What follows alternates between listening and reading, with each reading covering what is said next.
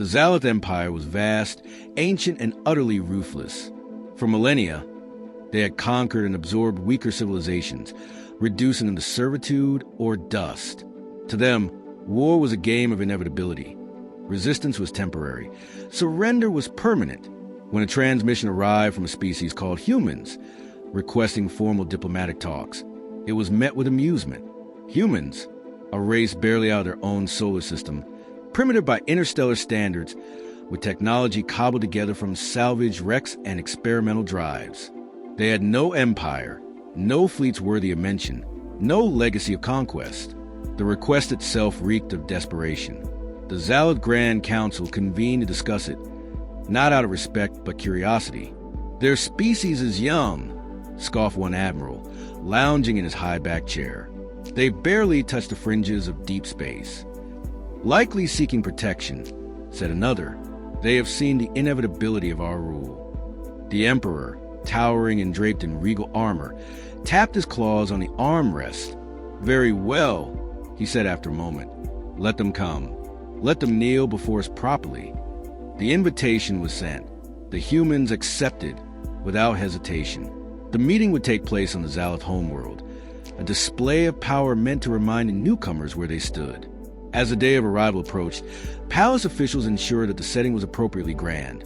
Ornate halls, towering pillars, intricate carvings depicting past conquests. Every detail was designed to intimidate. When the human delegation finally arrived, they did so without fanfare. No escort of warships, no visible guards, just 3 representatives, dressed in unassuming formal wear, stepping onto a world as swallowed empires whole. The Zalith noted their composure, but mistook it for ignorance. The lead human introduced himself with a polite nod. "Thank you for granting us this audience." He did not bow. The chamber filled with hushed murmurs. Diplomatic talks began, and the humans conducted themselves with quiet confidence. They made no desperate pleas, no submissive gestures. They merely spoke, calm, rational, measured. Their words carried weight, but the Zalith barely listened. To them, the outcome was preordained. These humans were here to accept subjugation, whether they realized it or not. Hours passed. The humans spoke of cooperation, of shared interests, of ensuring stability in the region. Empty words. The Zalith let them talk, amused by their own patience. A Zalith warlord leaned over to a fellow council member. "They truly believe they have leverage," he whispered, smirking. Another chuckled. "Let them have their illusion." Yet something was off. The humans did not seem afraid. Not once did they glance nervously at the towering guard stationed at every exit. Not once did they flinch under the Emperor's piercing gaze. It was subtle but unsettling. One of the advisors, a veteran of 1,000 campaigns, finally addressed them directly. "You speak as if we are equals," he said, eyes narrowing. "Yet you come to us with no fleet, no army. You bring nothing but words. Why should we listen?" The lead human turned his head slightly, regarding the speaker as if studying him. Then he smiled. "A fair question," he said, "one that will answer itself in due time." It was not a plea, not a demand, just a statement. The tension in the room shifted, a whisper of something unspoken. The Zalith did not realize it yet, but they had already lost the war. There was no urgency in the human ambassadors' voices, no sign of desperation. It was a detail that should set off alarms. But arrogance dulled the instincts of the Zalith. They believed they were indulging lesser beings, humoring an irrelevant species before absorbing them into the Empire's ever-expanding shadow. But one among them was beginning to sense something was wrong. Archivist Vilek had been assigned to study humanity's history in preparation for this meeting, a task he had undertaken with detached amusement. He had expected to find the usual, a species that clawed its way from tribal warfare to planetary unity, perhaps a few spacefaring skirmishes. Instead, what he found disturbed him. There were gaps in the records. Not natural gaps, but deliberate obfuscation. The deeper he dug, the more inconsistencies he found. Human history was fractured, fragmented, hidden. Entire wars were referenced but not detailed. Battles spoken of in whispers but not recorded. Strategies described in abstract, their specifics erased. He cross-referenced what he could with non-human sources. And that was when the true horror began to take shape. These ambassadors were not diplomats, not in the way the Zalith understood the term. Their leader, the one who had smiled so calmly in the council chamber, had another name in alien circles, the architect of extinction. It was said he had once turned an entire enemy empire against itself, collapsing a civilization in 30 days without a single human soldier stepping foot on their worlds. The second was known as the Phantom of 37 Wars. Reports from scattered sources told of fleets that had moved in perfect silence, unseen, striking with impossible precision. Enemies who surrendered only to realize, too late, that surrender was not an option. The third was the worst. There was no direct record of what he had done, only the name whispered by species that had once ruled and now did not. The one who taught gods a fear. Vielek's hands trembled as he compiled the information. He ran the analysis 3 times, hoping it made an error. He had not. The humans had not sent negotiators. They had sent executioners. Panic clawed at his chest as he rushed to the Grand Council chambers. Every second counted. He had to stop the talks, stop whatever trap was unfolding right in front of them. Inside the chamber, the negotiations continued, oblivious to the growing nightmare. We believe mutual respect is key to stability. The lead human was saying, his voice smooth, deliberate. Trust is a currency we value highly. The Emperor sneered. Trust is earned through power. You have yet to show yours. The human's smile did not waver. Oh, he said softly. You'll see it soon enough. Vielek burst into the chamber, gasping for breath. Guards moved to seize him, but he shouted before they could silence him. Stop. His voice cracked through the air, raw with terror. Do you even know who you're speaking to? All eyes turned to him. The human ambassadors remained unmoved. The arc of his words tumbled out in a rush. Incoherent in his urgency, he spoke of redacted histories, of wars fought in shadow, of civilizations that had not merely lost humanity, but had ceased to exist. He named the humans for what they were. Not emissaries, not diplomats. The Empire's final warning.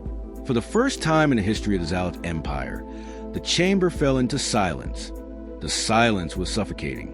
The Zalith, a species that had ruled for thousands of years, a civilization that had never known fear, now sat frozen in their Grand Council chamber. Not because they had been threatened. The humans had not raised their voices, had not made demands.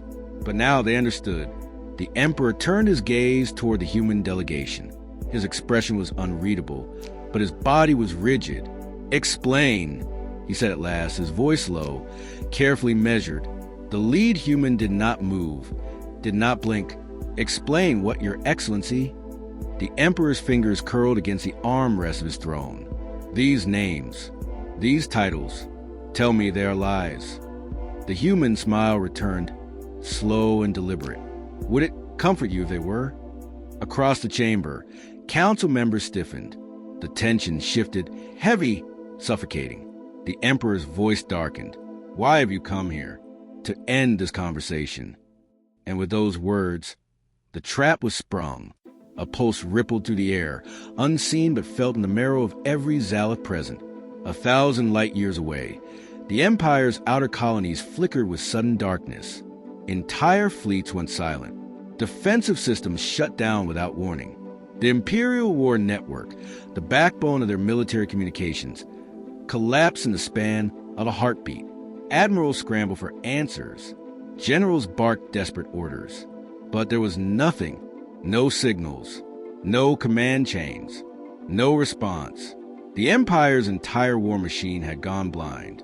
A low murmur of panic spread to the council chamber as advisors checked their datapads, finding only static. The Emperor's eyes locked onto the humans, his voice edged with disbelief. What have you done? The lead ambassador leaned forward ever so slightly. We sent a message ahead of us. A simple one. A few lines of code buried in your systems months ago. It activated the moment we sat in this room.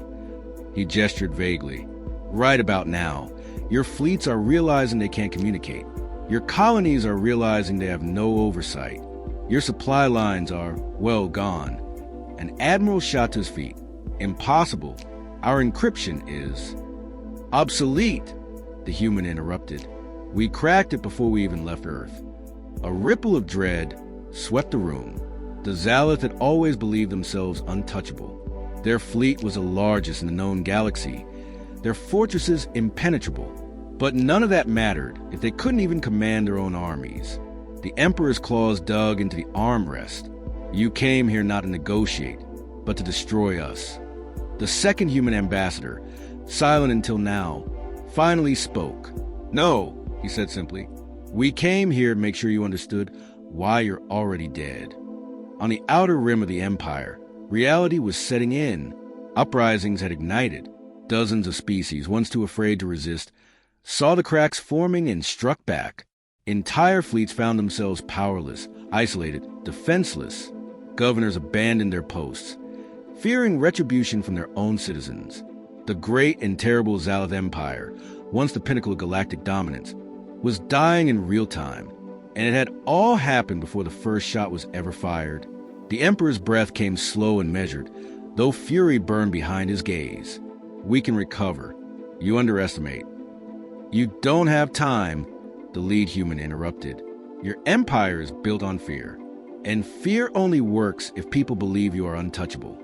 Right now, trillions are realizing the truth. He tilted his head.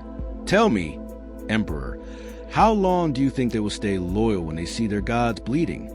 The Emperor's hands trembled. He was losing control, and he knew it. The human stood, smoothing out his suit as if he had merely concluded a business meeting. This was never a negotiation, he said. This was your final courtesy. And just like that, the war was over before it had even begun. The humans stood, their presence unchanged, calm, composed, utterly certain. Around them, the great rulers of the Zalith Empire sat paralyzed, their minds racing through every possible countermeasure, every response, every last-ditch effort to salvage their rule. There were none. The Emperor's breathing was slow and controlled, but his eyes betrayed the truth. He had lived for centuries, seen the rise and fall of countless civilizations, but never had he encountered a war fought like this. No battles, no sieges, no fleets exchanging fire in the dark void of space. Just words, a meeting, and the quiet, unstoppable collapse of everything he ruled. His advisors frankly searched for a way out, their whispers hushed but frantic. Perhaps we can contain the damage. They must be bluffing. There's no way they could. But even now, reports were flooding in. Muted holoscreens flickered with grainy images. Zalith fortresses overrun by their own subjugated people. Imperial warships drifting lifelessly in space. Once loyal governors vanishing. Fleeing into the void like rats abandoning a sinking vessel. The Empire was not dying. It was already dead. The Emperor exhaled, his body still, but his mind burning. He was not a fool. He had always known that one day, the Zalith's dominion might be challenged, that war would eventually come, but it expected fleets, armies, desperate rebellions crushed under the weight of superior firepower. Not this, never this. He turned his gaze toward the humans, truly looking at them for the first time. Not as primitives, not as weaklings who had stumbled into deep space too soon, but as something far, far worse. You never wanted peace, he said, his voice hoarse. The lead human tilted his head. On the contrary, he replied, peace is exactly what we wanted. A lasting peace. The kind that ensures you never threaten anyone again. A slow realization spread across the chamber. The Zalith had been judged. Not in battle, not in war, but in secret. Humanity had watched, studied, waited, and when the time had come, they had not sent soldiers. They had sent their most dangerous war criminals. Because that's what these men were. Not diplomats, not negotiators. Destroyers, not with weapons, not with fleets, but with something infinitely more terrifying, with inevitability. The Emperor clenched his fists. You call this peace? His voice was almost a whisper now. You are wiping us out. The human's expression did not change. We never fired a single shot. Silence. There was no point in fighting. No point in resisting. The Empire's vast fleets, its countless armies, its deep-rooted structures of power, all was crumbling. as if it had never been real at all. The Emperor had ruled longer than most civilizations had existed, but now he was nothing. Finally he spoke, not with the defiance of a ruler, but with the quiet resignation of a man witnessing his own extinction. What happens now? The lead human adjusted his suit, as if wrapping up a routine business deal. Now! He glanced at his fellow ambassadors. Now we go home. And with that, the human delegation turned and walked toward the exit. No guards moved to stop them. No voices rose in protest. They had done what they came to do.